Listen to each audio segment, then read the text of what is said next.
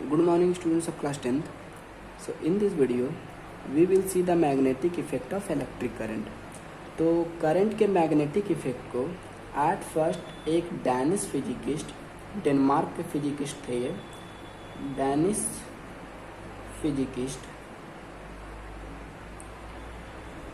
Hans Christian Oersted ने discover किया था। हैंस क्रिश्चियन ओर्स्टेड ने डिस्कवर किया था, या हम कह सकते हैं उनसे डिस्कवर हो गया था। एक्चुअली हुआ ये था कि वे अपने लैबोरेटरी में बैटरी और वायर के हेल्प से कुछ एक्सपेरिमेंट कर रहे थे, और एक्सपेरिमेंट करने के दौरान जब भी वो वायर से करंट फ्लो करवा रहे थे तो उसके पास में ही एक कॉम्पास पड़ा हुआ था, और जब भी वे इससे करंट फ्लो करवा रहे थे वे देख ये रहे थे कि इसके नीडल में डिफ्लेक्शन आ रहा था। कॉम्पास होता क्या है, ये एक छोटा मैग्नेट होता है जो हमेशा नॉर्थ और साउथ डायरेक्शन में इंडिकेट करता है। तो वे देख ये रहे थे कि जब भी वे इससे करंट फ्लो करवा रहे थे तो इससे इसमें एक डिफ्लेक्शन क्रिएट हो रहा था। अब ये डिफ्लेक्ट हो कब सकता है? ये डिफ्लेक्ट तभी हो सकता है जब इस छोटे मैग्नेट के आसपास के फील्ड में हम एक दूसरा कोई मैग्नेट लेके आते हैं। इसके आसपास भी एक मैग्नेटिक फील्ड है और इसके आसपास भी एक मैग्नेटिक फील्ड है। जब दोनों मैग्नेटिक फील्ड यहाँ आपस में मिलेंगे तो दोनों एक दूसरे पर फोर्स एक्सर्ट करेंगे, और ये चूँकि मूवेबल होता है, अपने प्लेस से ये मूव कर सकता है, सो ये डिफ्लेक्ट हो जाता है इस फोर्स की वजह से। तो यहाँ पे वे क्या देख रहे थे, जब भी वे करंट फ्लो करवा रहे थे तो इसमें डिफ्लेक्शन आ जा रहा था। तो यहाँ से उन्होंने कंक्लूड किया कि किसी भी करंट कैरिंग वायर के आसपास एक मैग्नेटिक फील्ड क्रिएट होता है, और इस फील्ड में हम किसी दूसरे मैग्नेट को लेके जाएं तो ये उस पर फोर्स एक्सर्ट करता है। इसके बाद उनकी रुचि इसमें बढ़ी और उन्होंने कई तरह से इस एक्सपेरिमेंट को किया। एट फर्स्ट एक वायर जिसमें कोई करंट फ्लो नहीं हो रहा था, उसके ऊपर कुछ इस तरह से उन्होंने इस कॉम्पास को रखा। जब उन्होंने कॉम्पास को रखा तो ये अभी भी अपने पोजीशन पे बनी हुई थी, मीन्स ये अभी भी नॉर्थ और साउथ डायरेक्शन को ही इंडिकेट कर रहा था। लेकिन एक दूसरे वायर जिसमें करंट कुछ इस तरह से फ्लो हो रहा था, और यहाँ पे फिर उन्होंने कुछ इस तरह इसके ऊपर कुछ इस तरह से उन्होंने कॉम्पास को रखा। तो इस बार इसका नीडल कुछ इस तरह से डिफ्लेक्ट हो गया, उसका नीडल डिफ्लेक्ट हो गया। अगेन उन्होंने एक दूसरा कॉम्पास लिया और इस बार उन्होंने करंट इस डायरेक्शन, नीचे के डायरेक्शन में फ्लो करवाया।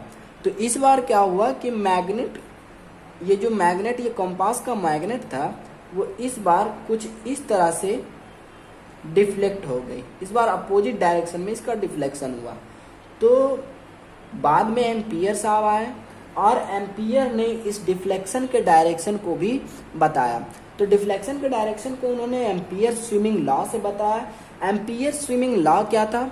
सो एम्पियर स्विमिंग लॉ इस तरह से था कि ऐसा एज्यूम कर लिया जाए, ऐसा कंसीडर कर लिया जाए कि एक आदमी स्विम कर रहा है, यहाँ पे एक आदमी और वो स्विम कर रहा। अब जब स्विम करता है, अगर करंट उसके फीट से, उसके पैर के नीचे से इंड करता है और उसके सर के ऊपर से निकलता है, तो उसका जो लेफ्ट हैंड होगा, वो लेफ्ट हैंड उसका डिफ्लेक्शन का डायरेक्शन देता है। यू कैन सी यहाँ पे करंट नीचे से ऊपर की ओर जा रही है, और इसका जो ये लेफ्ट हैंड है, यू कैन सी ये लेफ्ट हैंड है। सो इसका ये जो लेफ्ट हैंड होगा वो इस कंपास या जो कोई भी मैग्नेट रहेगा उसके डिफ्लेक्शन को डायरेक्शन को देगा। इसे एम्पियर्स स्नो रूल भी कहा जाता है, और एम्पियर स्नो रूल भी कुछ इसी तरह का है। उसमें ये बताया जाता है कि अगर कोई करंट साउथ से नॉर्थ डायरेक्शन की ओर जा रहा है, मीन्स साउथ से नॉर्थ यानी इस तरह से नीचे से ऊपर की ओर साउथ से नॉर्थ डायरेक्शन की ओर जा रहा है, then needle of the magnetic compass जो है वो वेस्ट, यहाँ पे ये साउथ है, ये नॉर्थ है, और ये वेस्ट है, और ये ईस्ट है। तो उस कंडीशन में अगर कोई करंट साउथ से नॉर्थ की ओर डिफ्लेक्ट हो जाए तो जो मैग्नेटिक कंपास में होगा वो डिफ्लेक्शन वेस्ट की ओर होगा।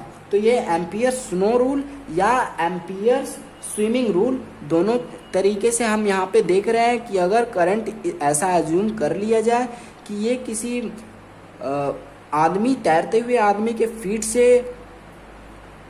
इसके सर की ओर जा रहा है, फ्लो कर रहा है, तो इसका जो लेफ्ट हैंड है वो शो करेगा डिफ्लेक्शन को, मैग्नेटिक कंपास के नीडल के डिफ्लेक्शन को शो करेगा। एम्पियर स्नो रूल भी कुछ इसी तरह से है कि अगर कोई करंट साउथ से नॉर्थ डायरेक्शन में फ्लो करे और उसके ऊपर हम मैग्नेटिक कंपास को रखते हैं तो ये जो होगा वो वेस्ट की ओर डिफ्लेक्ट कर जाएगा। तो इस तरह से बाद में इसके डिफ्लेक्शन के डायरेक्शन को भी एम्पियर ने